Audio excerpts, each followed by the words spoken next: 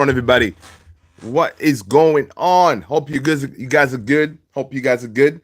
Make sure as you're coming in, you smash that like button for Ruben Amorim staying. All right, let's get it right off the bat. Let's get listen. Let's in case you're wondering, is he staying? Is he going? Today he had his press conference, and his press conference he said, "You know what? I am far away from quitting."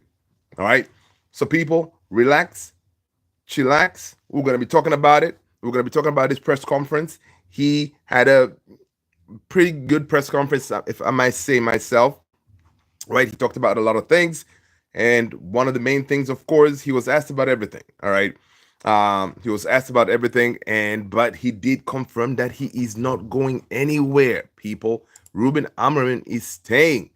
All right. But he did warn, if certain things don't happen, yeah, he will be peak. All right.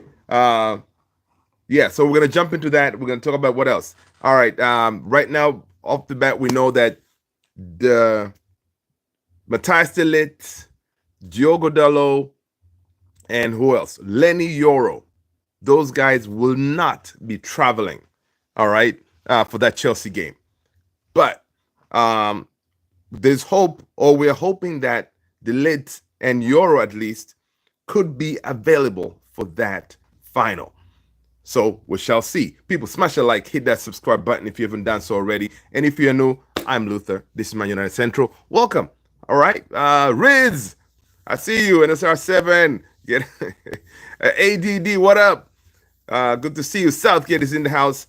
What are we doing now? We are not giving our players the award dinner. Yeah, man.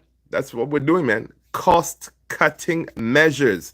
Okay? Austin, what up, man? Resident is here. Yes, Austin, welcome. MCM backpack.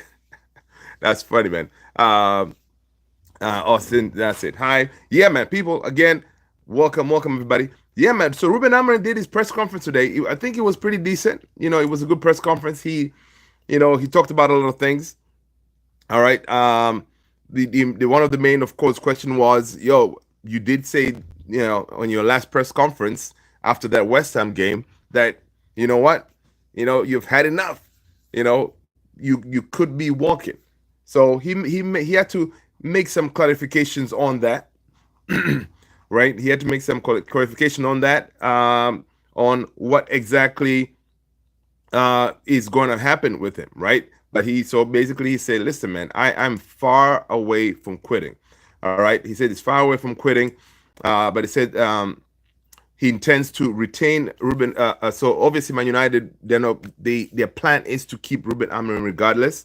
All right, win or lose, they plan to keep Ruben Amorim, right? Let me find my some of these quotes here. What he was saying. Yeah, he said, I'm far away from quitting. He says that I had a clear idea of what to do, and I understand the problems of the team. Since I arrived here, I'm always talking about standards. I cannot see the team having these results, especially in the Premier League, and not say anything or take the responsibility. What I'm saying is that we need to perform, or else the hierarchy, will change us. All right. And that is normal. So he understands that. All right. So he understands that. Now he knows, he has guided United to the European League final for only the third time since 2011. Obviously, Premier League season, our bread and butter is terrible. So he knows, listen, he's in no illusion that this is not good. All right. It's definitely not good. People, as you're coming in, make sure you smash that like button. All right. He says it's definitely not good. So, but he does say that, listen, it is important that for the game coming up against Tottenham, we have to win it. All right. We have to win it, because what will happen is, if we don't win it, oh my God, I don't even want to think about it. I feel sick. Tottenham beating us. Oh boy, dude. I mean, it'll be. I don't know where some of us United fans are gonna be, man. We're gonna have to go in hiding somewhere. I'll be I'll be coming here doing these lives with a, I don't know, a mask or something. But it's ridiculous. It's ridiculous. Let's just not even put that into existence. It cannot happen. All right. But anyway, if we don't win it, he says we're gonna face even a bigger problem. He was asked, one of the question is, uh, would you prefer to be in the Champions League or not to be in the Champions League? Because he has always talked about, listen, we need time to train, that way to improve the our Premier League position. So he understands that, okay, we want to win the Champions League, meaning now we're going to be in Europe. So that time that he's been wanting or hoping to get, he may not be there to train as much as he wants, right? So it's one of those, like I say, winning the Champions League could be like a poison chalice kind of thing. But he understands winning the Champions League is going to make our lives easier because we will be able to go to this transfer window with a little bit of chest. We can go there and say, listen, Jokeres, come on down, right? If he's still around, because now Chelsea, what's his name, Arsenal, they look like they're going full steam ahead to try to get Jokeres, right? Um, Now, if, for example, we don't have Jokeres, at least we'll still have a little bit of chance to say, hey, Osherman, come on down, to go to those big names, right? But again, let's not keep our hopes up because the way it looks, it's going to be the lap, people. It is going to be the lap because the lap is kind of like the number one target in Jason Wilcox and Ineos plans, which doesn't make any sense. I know, right? We need 20 plus goals if we're going to improve our position, right?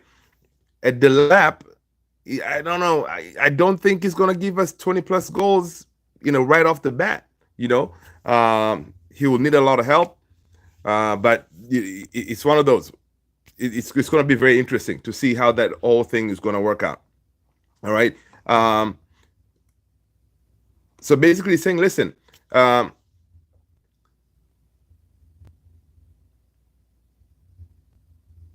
yeah, so when he was talking about that whole, like, okay, if we lose against Tottenham, it's not going to be the end of the world, right? Because now, okay, fine, you're not going to be in Europe, so that means you're going to have more time to train the players. But you're going to have more time to train the players, but you will not have the resources because he says we have to be brave in this window, right? He basically is talking to the owners and the board, say, listen, you guys, we have to be brave, all right? Be brave, meaning like we got to get rid of the players that we don't want, Rashford, Anthony, Sancho, amongst many, the players that does not work in his system, and he has seen it, all right? Because some of these players are criminals, all right? They're criminals because they pick and choose when to show up or not. You know what I mean? So, Tony, what's going on, man? Good to see you, brother. Good to see you. Right? So he's saying that, listen, we have to be brave in the window uh, in order to make changes, right? But he's saying, listen, winning the Europa League is so obviously important because we're going to be able to get the resources that we need to, be brave in the window, to make sure we offload players, make sure we bring in the players that we need, right? But if we don't win, yes, it's going to be already.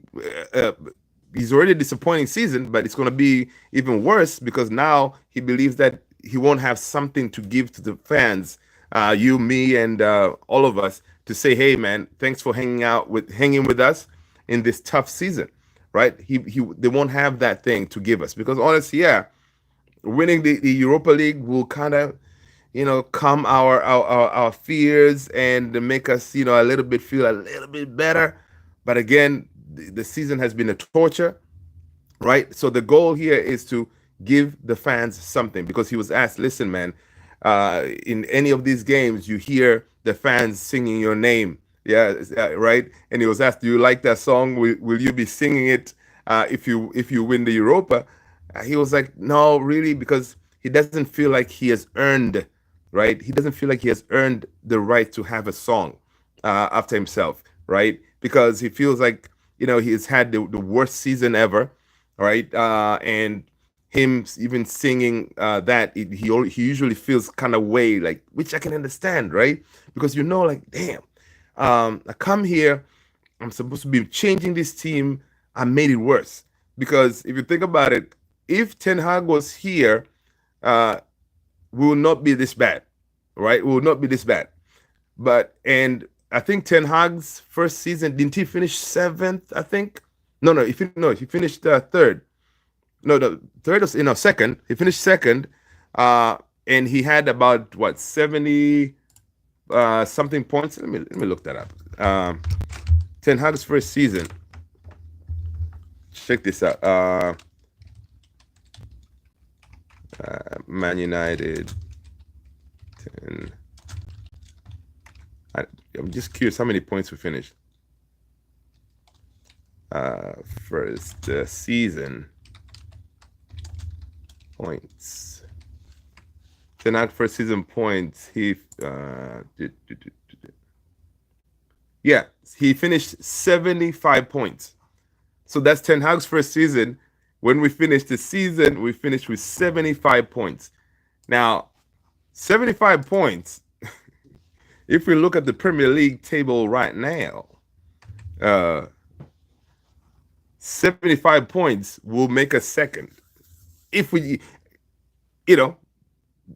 imagine 75 points this time around will keep us second because the Liverpool are 83 points.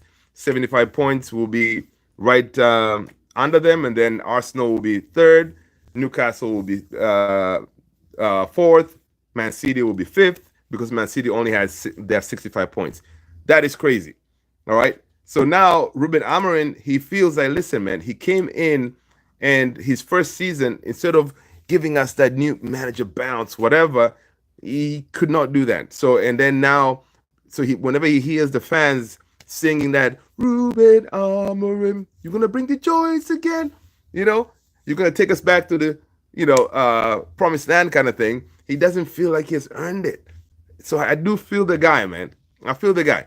And honestly, this dude, the way he talks in his press conferences, I mean, his honesty is incredible, right? He keeps it real. He gives it to you as it is. And I can imagine if he's here talking to us fans this way, honest, I wonder how he is when he's talking to the board, right? Because I know for a fact, because he had said many times, listen, I talked to the board, we're kind of on the same page. They understand what is going on, obviously what is needed and all these things. So you can know, like, listen, he's probably even more aggressive with them and say, hey guys, listen, I cannot perform miracles with these players. All right. I cannot go out there and do my job with these players. We got to change something. We got to change the culture, not only the players, but everything has to change. And he did say, like, listen, a lot of things are changing with this, the way Carrington is being run in the back end, right?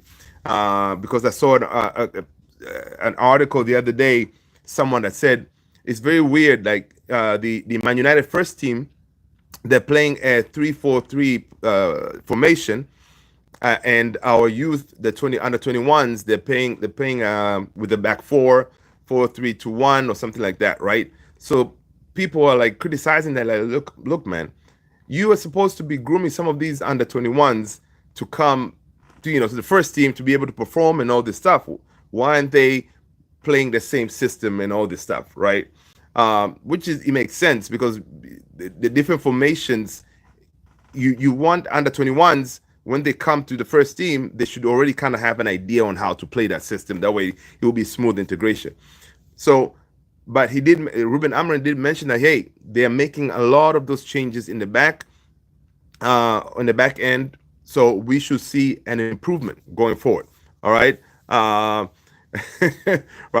Sometimes I try not to look at the chat because I'm going to get distracted. Thanks a lot, Chow. What's going on, Chow? Welcome, man. Smash that like button. Chow, listen, let me tell you something. Let me tell you something about that statement. All right, people. Chow is saying that Onana has lost all European finals. Chow. You know what a comeback for that is? I'll give you a second. I'll give you a second to see if you got the comeback for that. The comeback for that is Casemiro. Casemiro is the comeback for that. All right.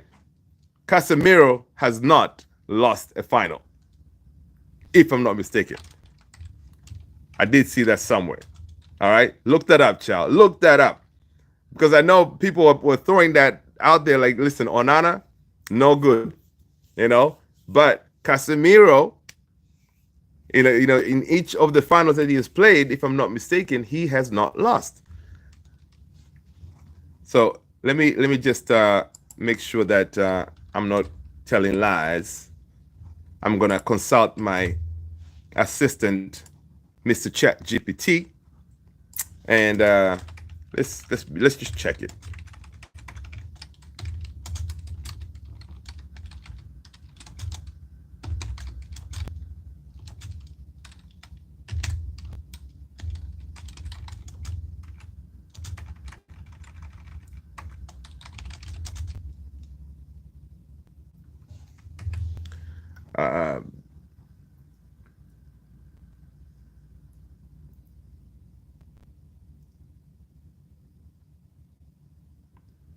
On May 2025.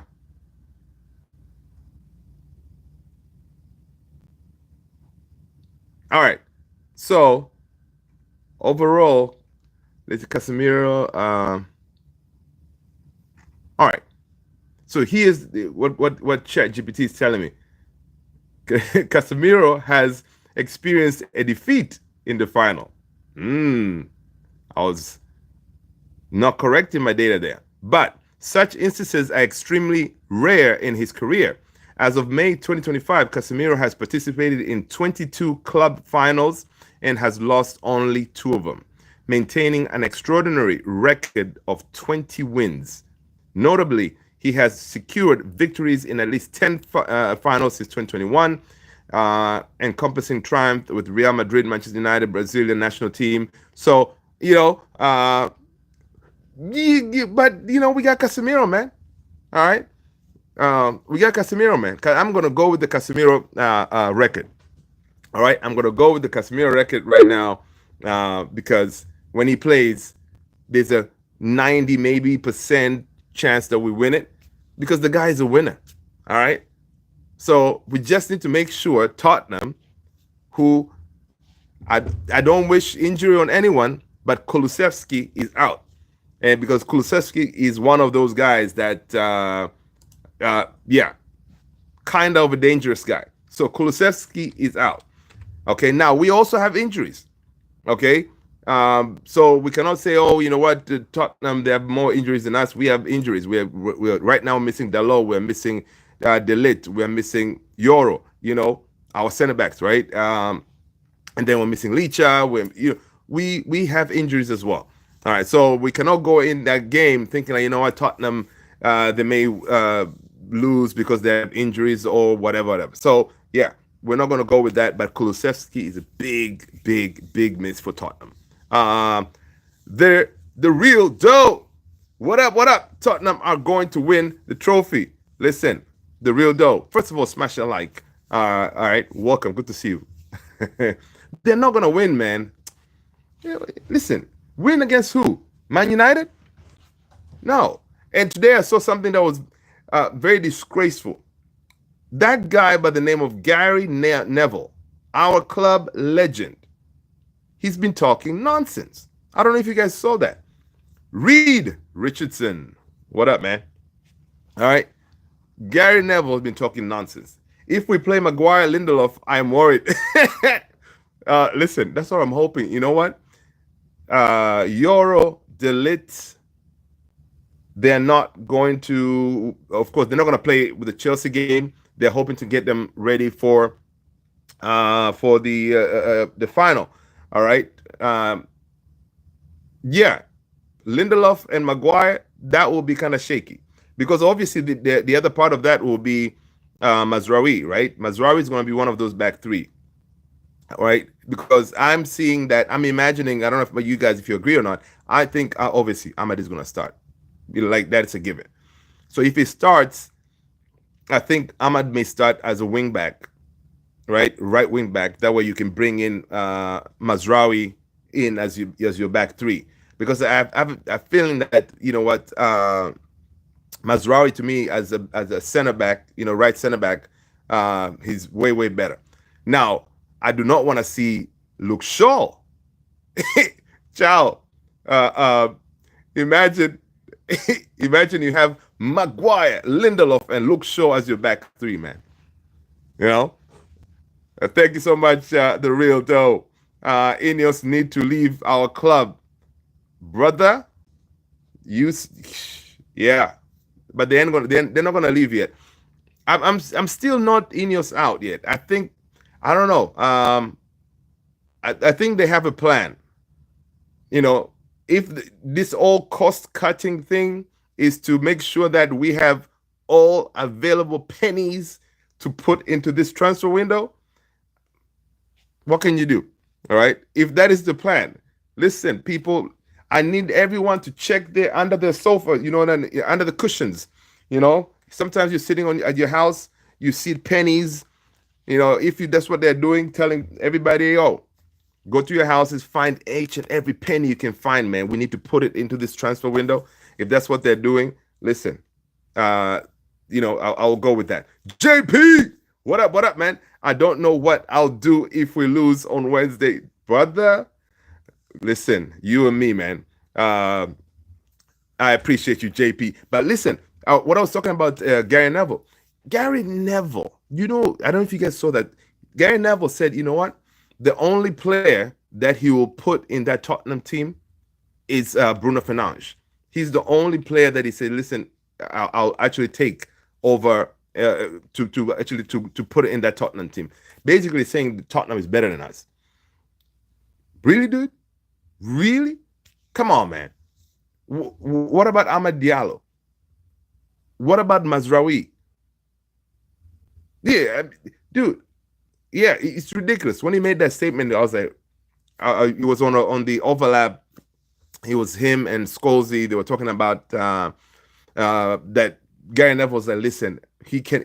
Each time he thinks about that game, thinks about us losing, he gets a sick feeling in his stomach because, it is Tottenham, dude. We cannot. Yeah, dude. JP, I know. No. Bruno, yes, but there's other players that can go in there and actually be better if you were to do like a combined 11 kind of thing. I guarantee United will announce Cunha deal if we lost to Spurs. That we talked about that yesterday, man. I said the same thing yesterday. That is spin tactic 101. They already have Cunha in the bag, just like what Arsenal did. Arsenal, they got knocked out of the Champions League. What did they do after? Zubamendi, here we go. They already had Zubamendi in the bag, Right. So, right now, JP, the only thing that we know is one, Delap is number one target in a pole position for Man United, and he's going to make his decision by sometime next week. Yeah, but Chelsea, they were looking at him, but he kind of has already picked United. This is according to Sky Cave from the Sky News, Sky Sports News, right? He also has some sources. Apparently, a lot of us already kind of knew that Delap is going to be number one target for Man United, of course, because it's cheaper. 30 million was already activated because they got relegated. And that 30 million, whatever 35 million his release clause, is something that Ineos right now, they don't have to go and look for that money somewhere.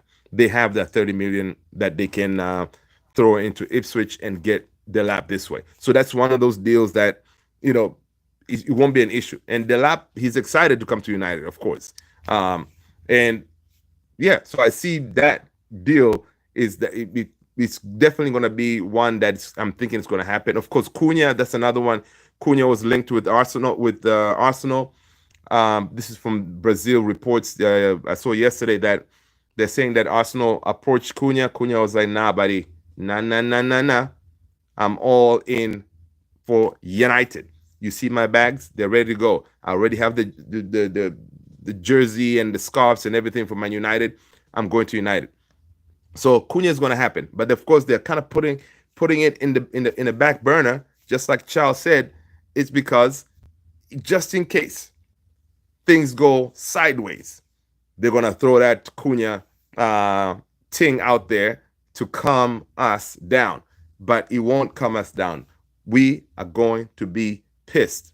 But again, once we see him holding the jersey, maybe after that they throw in a delap, then you'll be like, all right, cool, things are moving, that kind of thing. So, but anyway, that's basically what I'm thinking that will end up happening. So right now, it's only those two that I can say, okay, this could happen. We see reports, of course, they're looking into Semenyo. Again, I don't know where we're going to get all this money because Semenyo is going to be like over 60, close to what, 50 something million. Who else we've been linked with? Yeah, pretty much those are the main ones. So do you think Wolves will go through to the next round tonight? No, man. I don't think they're gonna win. I don't think they're gonna win tonight, man. I know it's a 3-1 lead. I don't think they're gonna win. People were talking about NBA playoffs that are going on right now, but Chow over here trying to distract us from the bigger picture of Manchester United.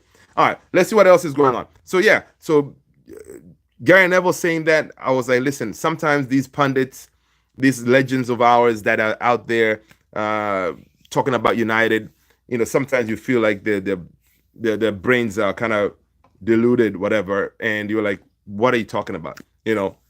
But he did say, listen, losing will be a disaster because, which we can also understand, if we don't win the Europa, because next season, Ruben Amorim knows, he even warned about this, that next season, if we don't win it, it means we're not going to have the resources. It means that he's going to have to work with some of these same players next season. Now, we already see that these players don't work.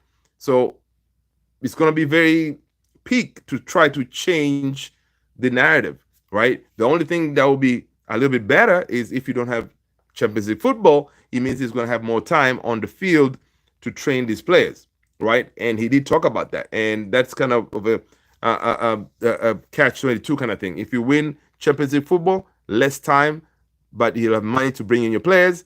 You don't win it, no money. You're stuck with the players that you have. Maybe one or two come in, and you're supposed to train them and hope to climb up the table, which is ridiculous.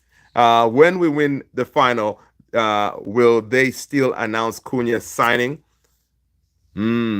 They still will. I think they still will, because by then it will be, the season is pretty much done, right? Season will still pretty much done, but they'll ride that wave. They'll ride that little wave of positivity, of winning for a little bit before they announce it. Maybe they want to announce it immediately. Maybe they may do like the following week or something, which is ridiculous. But yeah, but basically that's how they roll. That's how they roll. They're holding it in the back pocket, man. So it is one of them things. And again, Ruben Amorim said, listen, losing the final will be a waste of time, because he says, he was asked, you have played in this tournament, you were a finalist in the game, one of the games that he played, but he said, listen, we did not win it. Nobody remembers who, if you were the finalist, if you don't win the thing, right? So it basically, when he did not win it, the same competition, he was like, yeah, it was a waste of time, because you go there, run around, and then at the end of the game, you go home with nothing. All right. Toxic Hog. What up, man? Welcome, Toxic Hog. Let us know what team you support. All right. That's the price of admission. Let us know what team you support. Smash that like button. Hit the subscribe. All right. And welcome. Yeah. Yeah, they sure will. They sure will. And He was also asked about the whole thing that we've seen that him kind of going against the owners, buying the tickets. Toxic Hog, what up, man? You see, you found us. That's what's up. Good look, good look. Welcome, welcome, welcome. Let us know, man. What do you think about Ruben Amorim? Are you in, out? Are you part of the one that said, do you know that people who are out there are saying, listen, win or lose, this dude is not the guy. Get rid. You know, again, if you ask people who should replace him, yeah, you don't really get many answers. Yeah, and again, as you're coming in, people, we do have a Discord community we're trying to build. Tony the Great just dropped the link there. Check it out. Join our Discord community. We can interact, share pictures, videos, you name it. It's better out there. And we're gonna do other things down the road using the Discord. I got faith in Amorim. We need to give him time, my man. Welcome. That's what I'm talking about, man. That's what I'm talking about. Because you can see this guy. You see the way he's talking. This guy came in and he understands exactly how the fans are feeling, how what needs to be done. He understands what changes need to be made, you know, as far as our team. But he needs time. Again, just like usual, Man United managers, coaches, players, they don't get time, right? They don't get time. And it's really frustrating because at the beginning, you would hear a lot of us were like, yeah, man, that's it. We got rid of Ten Hag. Now, whoever comes in, we just need to give him time. We just need to give him time, man. We need to, strap in. But when stuff hits the fan, quote unquote, when it hit the fan, now people are like turning and say, yeah, man, nah. Cut this dude. He's not the guy. Now, of course, there is no way or no place in this world we should be 15th or 16th. Dude, I've been watching Man United for forever almost, right? I had never seen us be less than 6th, I think. So I didn't even know there's a possibility Manchester United could be sitting on relegation territory, right? And if it wasn't for Bruno and some of the things working out for us, dude, we'll be going down, So it's one of them things. But Ruben Amorim, when he was asked about him coming out of his own pocket to pay for his backroom stuff and families, he said, listen, because of all these redundancies that has been going on, a lot of people losing their jobs, the club couldn't really justify, paying for the other people that are there. And when Ruben Amorim was told that those news, obviously he felt like, nah, this is not, it's not going to work. And even the players, when they were told that that's the situation where Ineos and Sir Jim and them, they're not going to pay for these folks to go to the game. Even the fans, even the players, they did not they didn't support that. They didn't agree with that plan. So a lot of them kind of have the same idea, like, yo, let's find a way to help some of our backroom stuff. But of course, Ruben Amorim kind of say, you know what, no, I'm gonna pay for it because they have to come, right? They have to come.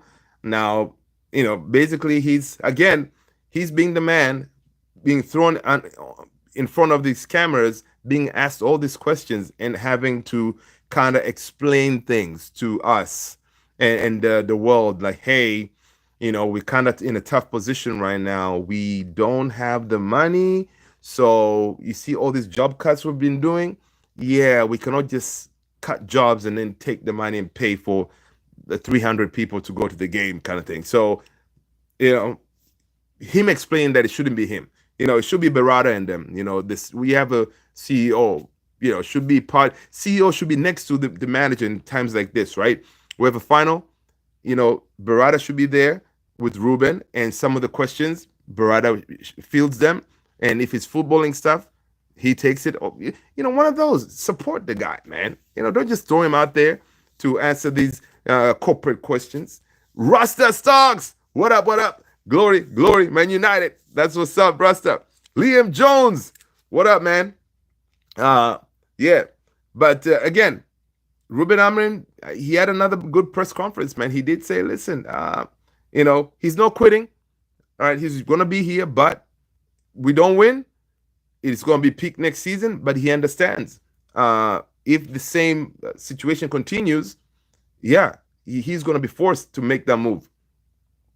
Let's see. Liam said, let's look at this from a holistic point of view. When there is a lot of fans calling for his head, he comes out and says he paid, and says he paid. But this came out. This came out. This came out kind of under the radar. Like the ESPN, I think, got this news that he paid. But it's one of those. I don't think one has to do with the other, but just the fact that folks are calling for his head. He knows that people, they're not happy with the situation. He knows that there's some people out there who want him gone. He understands what is going on. That's why he even said that he will be willing to quit himself. But this time around, he said, listen, I just want to make it clear that I'm not going to quit, but I may be forced to quit, if the situation continues next season. So, but he knows that, listen, if we win Europa, we're going to be in a better situation to make certain changes, certain moves, to change the culture of the team and bring in certain players, certain pieces to help us do better next season. All right. But he understands that, if situation continues, he'll be forced to say, hey, listen, you got to go. But I think Ruben Amorim is one of those guys. I'm imagining if he's talking to the board, he's telling them, listen, man, you guys need to back me. And I think he has also made it clear to the board, next season, if things don't work out, yes, I will probably walk out. I can see that he could. I can imagine he's the guy who's going to be just as honest to the board like he's honest to the fans. I say, hey, to us, talking to us, say, hey, listen, if things don't work out, I'm going to bounce. And I'm thinking probably he's saying the same thing to the board. So the board knows this guy, he's a long-term project guy, and we got to do something. That is why I think he's going to be back this summer. Because, again, he quits, Ineos fails because it was their guy. They brought in someone who doesn't fit the system. They brought in someone who the players that we have on hand are completely different from everything else that we've had throughout the years, because we've always been playing with the back four, right? Kind of thing. So most of the player profiles that we have are those type of players. And they got a completely different person. You don't expect miracles. Would you compare Amorim to Saxton? I think it's similar, but situations are different. I think Amorim's situation at United is very toxic. The environment is very toxic, and I don't think he knew how bad it is until he got in his feet under the table to see, okay, under the hood, what is going on, right? My point being, Ineos know they can sack Amorim, and they are the bad guy. So let him know Amorim has the back of the stuff. Yeah, I see what you're saying. Yeah, I see what you're saying. But again, it's one of those, most of those guys, especially like the staff, he brought that staff, from Sporting and stuff like that, right? So it kind of made sense too for him to make sure, he goes with them on this journey, because it will be a European trophy, and he wants them there. The players want the stuff there. So it's one of those things, and his honesty is it's commendable, I gotta say. And he does have a big cojones too, because the ownership says, hey, we're not gonna pay for this staff, and he goes, no, I'm not gonna accept that. I'm just gonna go ahead and take care of this. I'm still confused on how he could not be backed. I mean, my God, they brought the guy in from his season. Give him the tools to do the job and continue success. Yeah, I exactly. Because these guys, uh, Gary Neville also Gary Neville kind of clarified something when people were wondering why did Dan Ashworth, the guy that we waited for, best in class, to come in from Newcastle, why he was sacked. Right? Dan Ashworth and Gary Neville, they're friends. So in one of the episodes, Gary Neville recently, he said, "Yo, the reason, of course, dude got sacked is because when they were talking about replacing Ten Hag, Ashworth was for Southgate, uh, Potter, and somebody else, right? Because he was saying you need someone to come in to steady the ship, all right? So he was proposing to bring in my man Southgate, all right, or Potter. Those guys that are, but of course he was leaning more towards Southgate coming in to steady the ship for a couple of seasons and then make that drastic change later on. So, of course, that to me is a sackable offense, okay? Southgate, come on, man. So he kind of made it sure. These were rumors already. A lot of people kind of had this information, but he kind of came out and kind of made sure, like we all know, that was the deal. He wanted Southgate in the house to steady the ship. Imagine Gareth Southgate, managing United. And the reason being is Gareth Southgate, he's more like a politician kind of thing. He's very good on camera. He knows how to handle the media and all those things, right? And him coming in, for example, he'll probably do better with these players, kind of, because the players are, the profile kind of matches what Southgate, his formation, whatever he goes with, right? So of course, Berrada, Sir Jim, and all these other guys, they were like, no, we're not going to bring Southgate. Are you crazy? Do you know what these fans are going to do to us?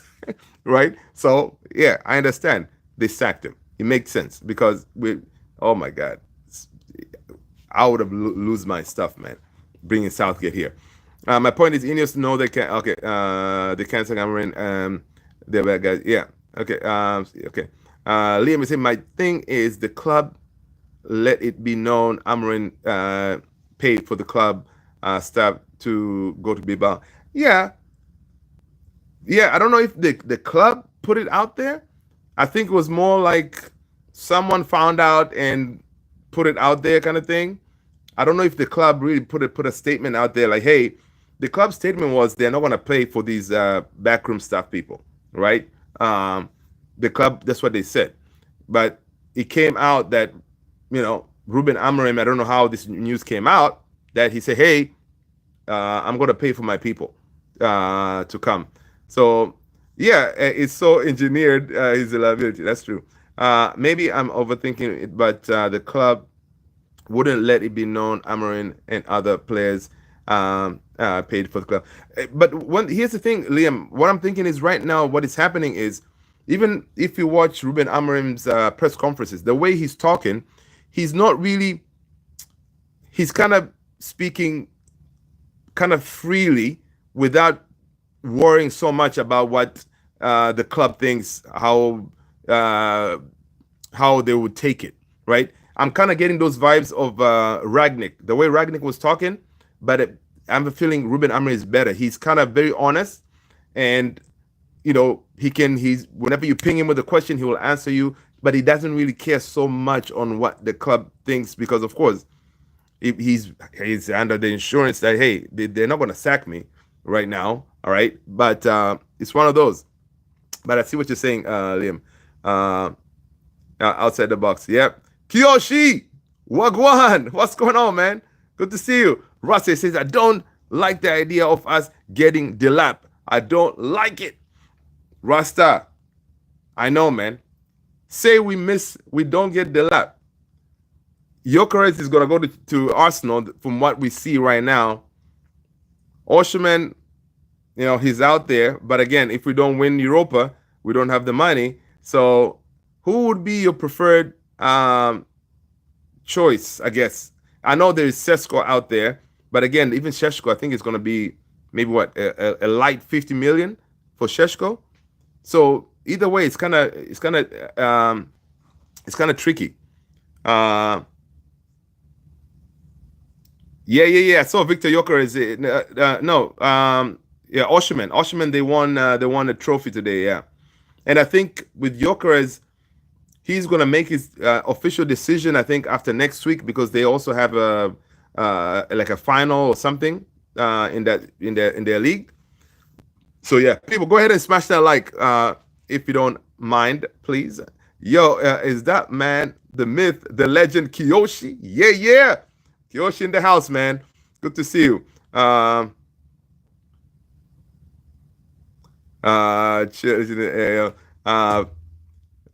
Tony, what's pleasing to hear? Yeah, man. That's what's up, Kiyoshi. Good to see you. But yeah, man. So guys, it's definitely very interesting that how this whole thing is gonna work out, dude.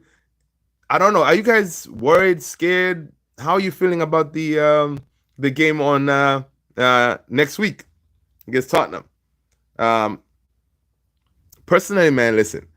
I sometimes, whenever I think about it, I get this little something in my stomach, a little bit worried, thinking of the worst case scenario.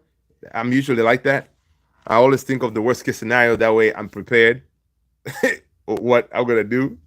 But again, I like what Rasta said there. I always say football heritage, baby. When we're in the final, we show up. Even Ruben Amorim said on the press conference today, he said, listen, these players will show up for the game. He says he can see in training the smiles and he can smell it, he can feel it that these players are they're getting ready, right? So he can see it. But the problem is how we can allow ourselves to drop our standards so much like we did with West Ham. That should never be acceptable, right?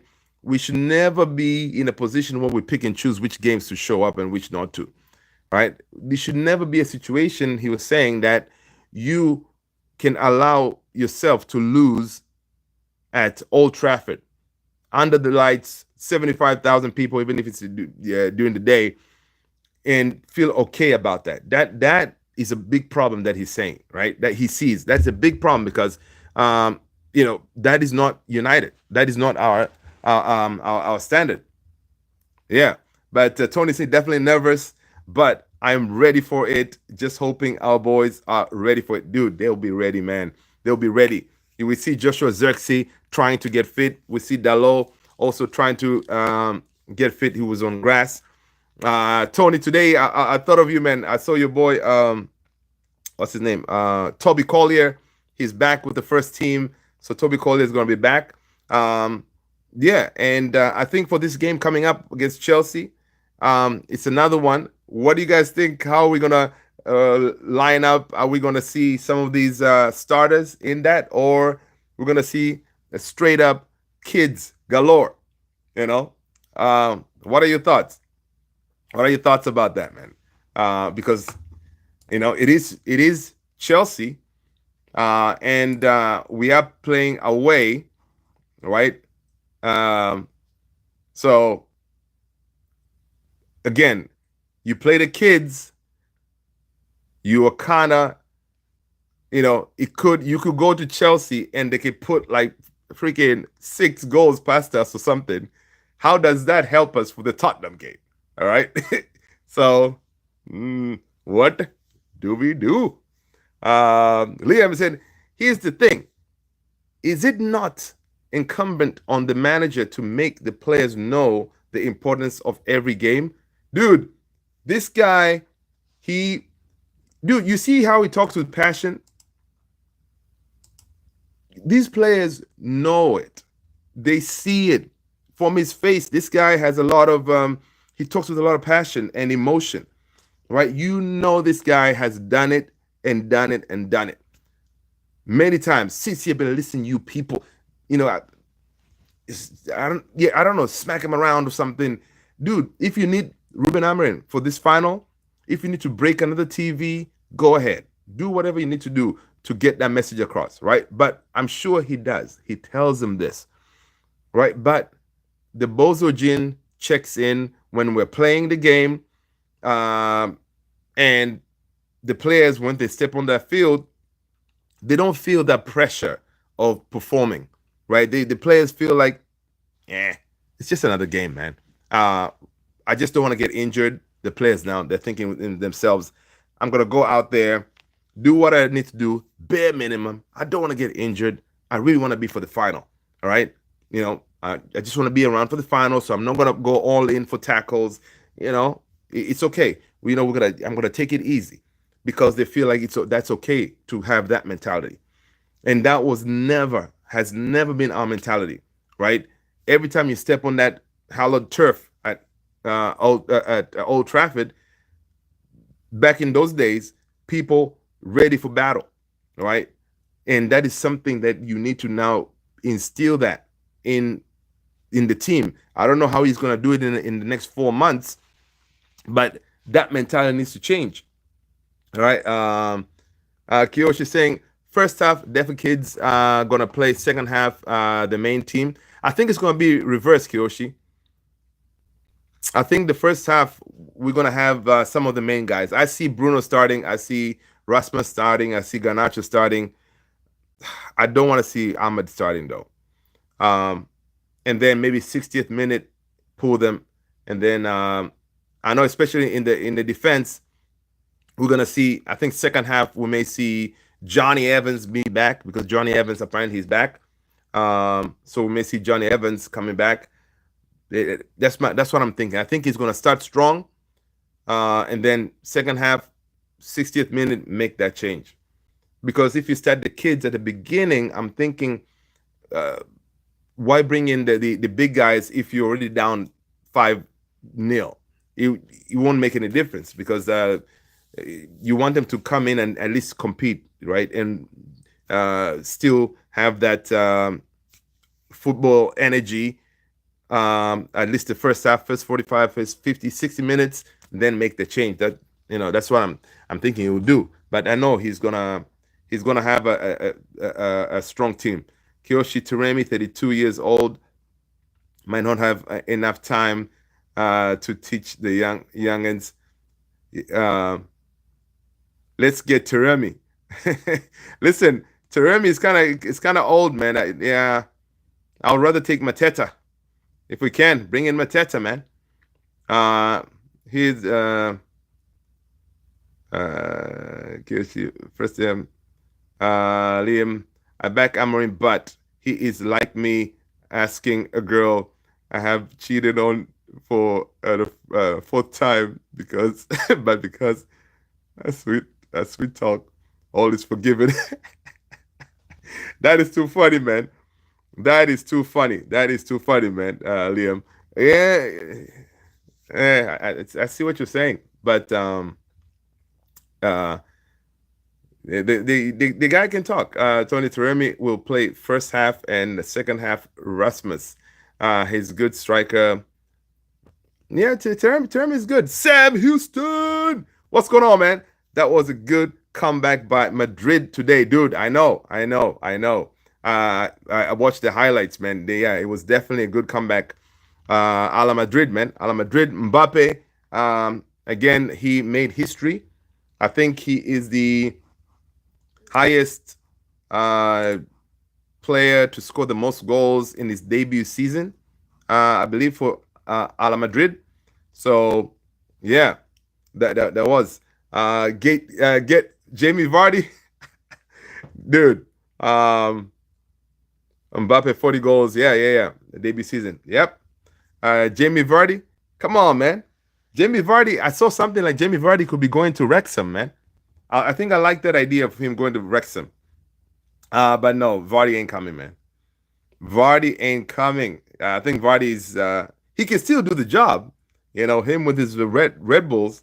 But yeah, no. But listen, here's the thing, though.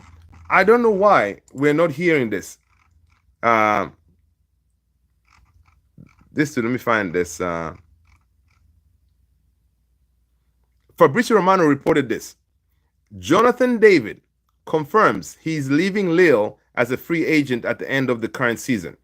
David has a formal proposal on the table from Napoli to join on a free transfer Deal not sealed yet. So there's this guy here, Jonathan David and Delap. Why aren't we trying to bring this guy in? I don't know. Jonathan David, I think he'll be a better choice than Delap for me. All right. Even if, okay, fine, he's a free agent, just bring him in, man. Now the thing is, the whole idea of a free agent, right? You're not paying transfer fees, but to bring in a guy like Jonathan David, you may be looking at something maybe like sign-on bonuses, agent fees, and all this. Maybe end up paying at least like 15 million or something like that. Sometimes we tend to forget, like with the guy's free, let's just bring him in. We're still gonna pay something because these agents need to get their money, right? But still, Jonathan David, having him as part of your striking team, yeah. But look, he's gonna go to Napoli and he's gonna do his thing, because of course Napoli, they're planning life without Osimhen, because Osimhen is gonna leave for sure. Articulating well is no excuse for terrible results. I know. I agree with you. Would you keep Rasmus for the next season? Personally, I won't. He's simply not good enough for us. Yeah, I saw a report somewhere that he could be going to. I forget who was reporting it, but something could be done with the Juventus, whereas he goes to Juve, and then we get what's his name, the winger, who used to play for Aston Villa, I think. I forgot the guy's name. Like some kind of a swap deal could be worked out, right? But again, if you just bring in Delap by himself, I think we still need two strikers, and Xerxes is not a striker. So if we get rid of Rasmus, we need to bring in somebody else.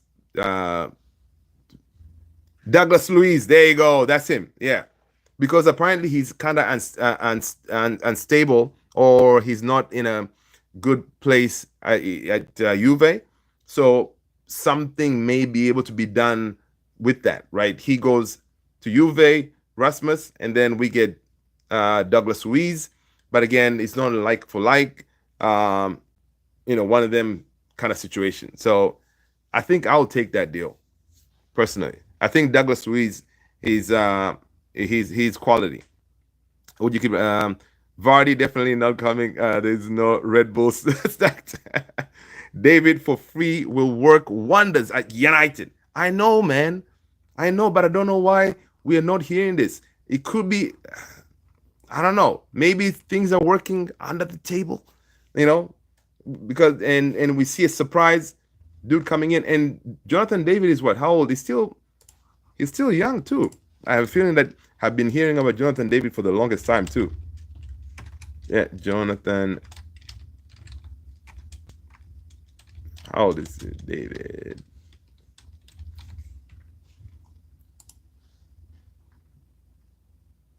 Jonathan David, this past season he played 31 matches, 16 goals, 5 assists. He's only 25. Perfect age, So I don't know how his injury record is, but 25. That's the ages what we're trying to bring some of these players. Anyway, man, Ineos, you better have a plan, a very good plan. All right, because Delap, is not the answer to that front line. All right, Delap is not the answer to that front line, because we need 25 plus goals. I would like to see Alicia in the VIP lounge watching Douglas. I know. Yes, sir. Yes, sir. You are correct, Mundo. That'll be interesting. In other news, this is very interesting. First of all, I see that Cristiano Ronaldo apparently he hasn't agreed to sign his new contract at Al Nassr, so he could leave. there's some crazy story out there. Chelsea need a striker. He may go to Chelsea, whatever, but I don't believe it. But this was interesting, right? Public investment fund in recent days offered Cristiano the opportunity to play for Al Hilal, even if only during the Club World Cup in the United States. This possibility is real. Imagine that. Dude switching colors to Al Hilal. There you go. That would be interesting. But isn't Cristiano banned to enter the US? You know, he has that case or something. So I don't know, but it will be interesting to see Cristiano, man, in the Club World Cup. You know, because on the other side there, you know, Messi's gonna be in the house, right? Bologna wins the Coppa Italia. They break a 51-year trophy drought. We saw Xerxes applauding his former team, you know, by winning that trophy today, which is pretty dope. They beat AC Milan. Ruben Amorim asked about the reaction if Man United do not win Europa. You know, when I heard that question, I was like, really? You're asking for the reaction? Ruben Amorim said it's going to be really bad. I don't want us to use that as an excuse. It's going to be really tough. The patience of fans, you guys, the reporters, because he knows, right? He's saying the patience of fans and you guys, the reporters, he was pointing at them. If we don't win it, next year is going to be in the limit. And we have to be perfect to continue everything. I know that, so it's not going to be like an excuse or there's going to be a better way, right? So that would increase the pressure on you. He was asked. He was like, yeah, for sure. If we don't win, that is clear. But I am not concerned about that right now, right? So he knows the pressure is going to be immense because right now he's already under pressure. Imagine if we lose. Oh, my days. Real Madrid also won today. Yeah, Ala Madrid, they won today. Yeah. So, yeah, it's going to be peak, man. It's going to be peak if we don't win it. Diogo Dalot's message to Manchester United fans.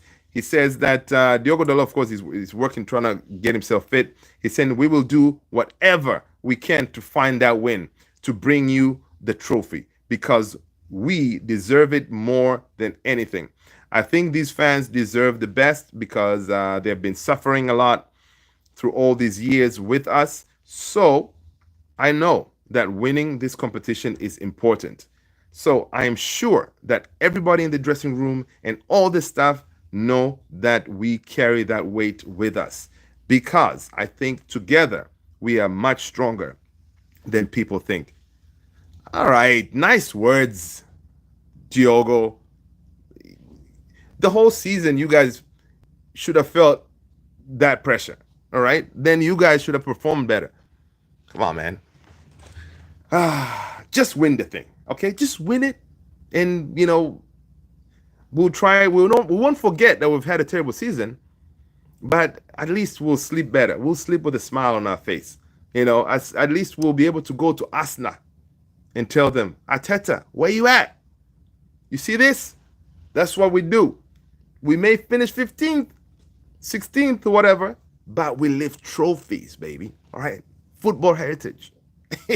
At least we'll be able to do things like that. We lose? Boy, it's going to be tough. It's going to be tough. But, yeah. But anywho, people, take care of yourselves, guys. Let's end it here. It's been 1 hour. Time flew by. You guys are amazing. Thank you so much for supporting. Thank you so much for being involved. Let's catch up tomorrow. Same time, same place. Guys, stay blessed. Take care. See you next one. Peace.